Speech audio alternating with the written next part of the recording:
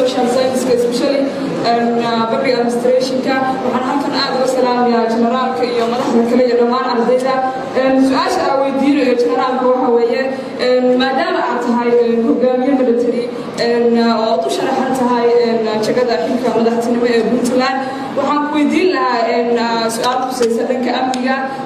madaxweyne maxaad ka qabanaysaa dhanka amniga iyo xasiloonida dalka iyo soo celinta gobolada maqan soo jeesanaag madaxweyne